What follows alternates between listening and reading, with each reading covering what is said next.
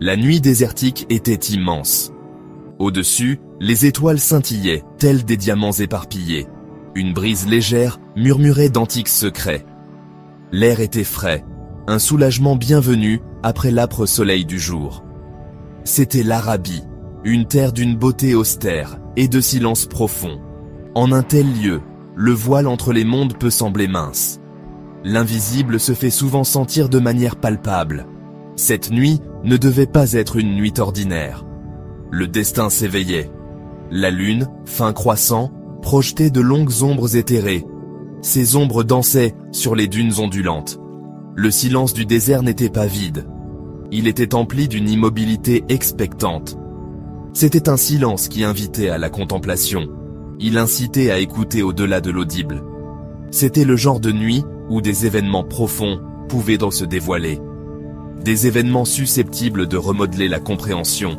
Des événements qui résonneraient à travers le temps. Telle était l'atmosphère. Imaginez la scène. La vaste étendue du désert. Le ciel infini au-dessus. Le sentiment d'être petit et pourtant connecté à quelque chose d'immense. C'est ici que notre histoire commence. Le prophète Muhammad venait de traverser d'immenses épreuves. Son épouse bien-aimée, Khadija, était décédée. Son oncle protecteur, Abu Talib, était également parti. Cette période fut connue comme l'année du chagrin. Le deuil pesait lourdement sur son noble cœur. Il cherchait du soutien pour son message. Il voyagea vers la cité de Taïf. Il espérait que ses habitants écouteraient. Il espérait qu'ils accepteraient l'appel à la vérité. La réponse à Taïf ne fut pas celle qu'il avait espérée. Au lieu de l'acceptation, il fit face au rejet. Il rencontra moquerie et cruelle hostilité. Les chefs de Taïf montèrent le peuple contre lui. Ils incitèrent même les enfants à le lapider. Il fut chassé de la ville. Il était blessé, physiquement et émotionnellement. Ses pieds saignaient. Son cœur souffrait de la douleur de leur déni. Ce fut un moment de profonde épreuve pour le messager. Revenant de Taïf, profondément découragé, il chercha refuge. Il avait besoin d'un moment de quiétude. Il avait besoin de communier avec son Seigneur. Il s'arrêta dans une vallée nommée Nakhla.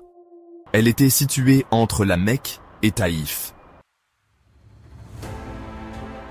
Alors que les premières lueurs de l'aube approchaient, le prophète se leva pour la prière. C'était l'heure du Fajr, la prière de l'aube. L'air était encore frais et pur. Le silence du désert n'était rompu que par sa voix. Il commença à réciter le Saint-Coran. Les mots s'écoulèrent de lui avec beauté et clarté. Chaque verset était un message divin. Chaque syllabe portait une signification profonde. Sa récitation était connue pour sa qualité captivante. Elle touchait les cœurs de ceux qui l'entendaient. Les versets qu'il récitait résonnaient dans la vallée silencieuse. Il parlait de l'unicité d'Allah, de sa majesté, de sa miséricorde. Il narrait les histoires des prophètes passés et de leur lutte. Ils offraient une guidance pour l'humanité. Ils peignaient des images saisissantes du paradis et du feu de l'enfer.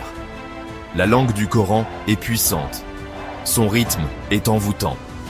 Même ceux qui ne comprenaient pas l'arabe étaient émus par sa sonorité. Sa voix, emplie de sincérité et de dévotion, portait les mots. Imaginez le son de cette récitation. Dans le calme précédant l'aube à Nakhla, la voix du prophète, fervente et mélodieuse. À ce moment précis, un groupe de djinns passait par là. Ces djinns venaient de Nusaybin, un lieu lointain. Les djinns sont des êtres créés par Allah, à partir d'un feu sans fumée. Ils possèdent, comme les humains, le libre arbitre. Ils peuvent choisir de croire, ou de ne pas croire. Ils peuvent choisir de faire le bien ou le mal. Ce groupe particulier était en voyage. Leur chemin les mena près de la vallée de Nakhla. Ils voyageaient, peut-être en quête de nouvelles ou d'informations. Auparavant, les djinns avaient pu écouter aux portes. Ils écoutaient pour les conversations des anges dans les cieux inférieurs. Ainsi, ils recueillaient des bribes d'événements futurs. Cependant, cet accès leur avait récemment été coupé. Ils trouvèrent les cieux gardés par des étoiles filantes. C'était un développement nouveau pour eux. Ils étaient perplexes face à ce changement. Ils se demandaient quel événement significatif s'était produit sur Terre. Alors que les djinns écoutaient, les paroles du Coran pénétrèrent leur cœur. Ils furent profondément émus par ce qu'ils entendirent. L'éloquence, la sagesse, la vérité résonnèrent en eux. Ils reconnurent la source divine de ce message. Ils avaient entendu des poètes et des devins auparavant, mais ceci était différent. C'était la parole indéniable de Dieu. Elle parlait de création, de dessein, de responsabilité. Ce fut un message qui les ébranla jusqu'au plus profond d'eux-mêmes.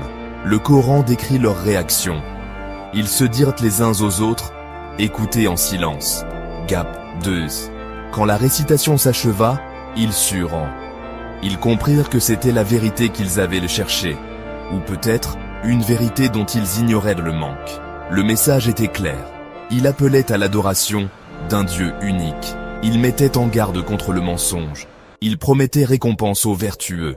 C'était une guidance complète. Leurs cœurs furent saisis de craintes respectueuses et de conviction. Ce fut un moment profond d'éveil spirituel pour ces djinns. Le Coran lui-même documente cet événement extraordinaire. La sourate Al-Djinn, chapitre 72, commence par Allah informant le prophète.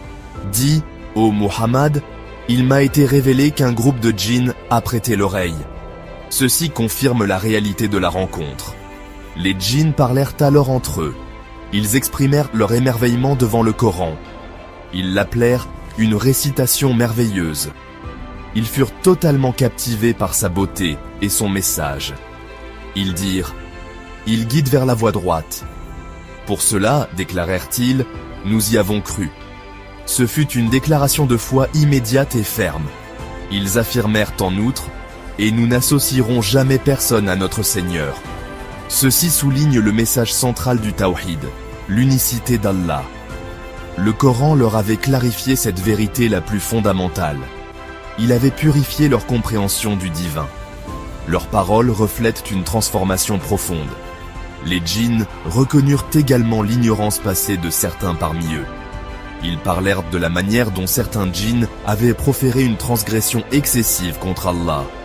Ils prirent conscience des faussetés qui avaient été répandues au sein de leur communauté. Un autre passage du Coran, dans la sourate Al-Ahqaf, chapitre 46, décrit également cet événement. Il fournit de plus amples détails sur la réaction des djinns. Après avoir écouté le Coran, ils retournèrent auprès de leur peuple. Ils ne gardèrent pas pour eux cette vérité nouvellement découverte. Ils devinrent des appelants, des prêcheurs pour les leurs. Ils dirent, « Ô notre peuple, répondez à l'appelant d'Allah. » Cet appelant d'Allah était le prophète Muhammad. Sa récitation était l'appel. Ils exhortèrent leurs congénères djinns et croyaient en lui. Ils expliquèrent les bienfaits de cette croyance. Allah vous pardonnera vos péchés et il vous protégera d'un châtiment douloureux. Leur message était clair et urgent. Ils combinaient l'espoir du pardon à un avertissement. Cela montre leur profonde compréhension des implications du message coranique. Ils comprirent à la fois la miséricorde et la justice d'Allah. Ils devinrent des missionnaires instantanés. Leurs paroles à leur peuple étaient convaincantes. Ô notre peuple, certes nous avons entendu un livre divin révélé après Moïse. La rencontre entre le prophète et les djinns de Nusaybin est riche en enseignements. Premièrement, elle souligne la nature universelle de la mission du prophète. Il fut envoyé comme une miséricorde non seulement pour les humains, mais pour tous les mondes. Rahmatan lil alamin. Ceci inclut le monde des djinns. Le Coran est une guidance pour tous les êtres qui sont responsables devant Allah. Cet événement illustre magnifiquement cette vérité. Le message transcende les espèces et les royaumes. Il parle au cœur de l'existence, doué de sensations. Deuxièmement, elle met en lumière la puissance inhérente du Coran.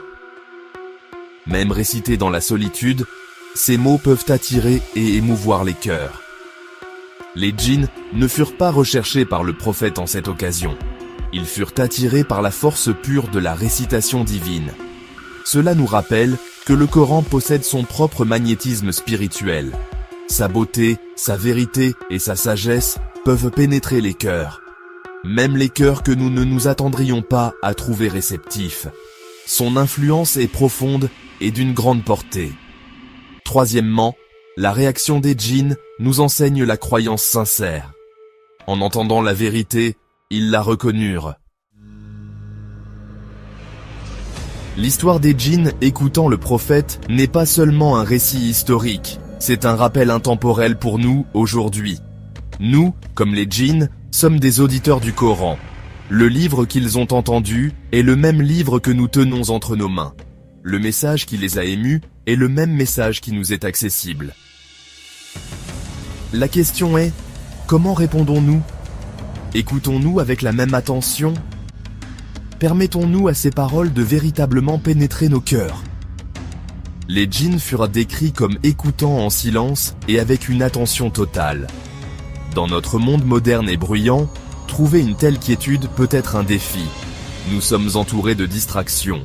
Pourtant, le Coran exige notre engagement concentré. Il nous demande de méditer ces versets. Il nous invite à réfléchir à ses significations. Nous devons nous demander si nous accordons au Coran le respect qui lui est dû. L'approchons-nous le cœur ouvert, prêts à être guidés? Recherchons-nous sa sagesse? Les djinns furent transformés par leur rencontre.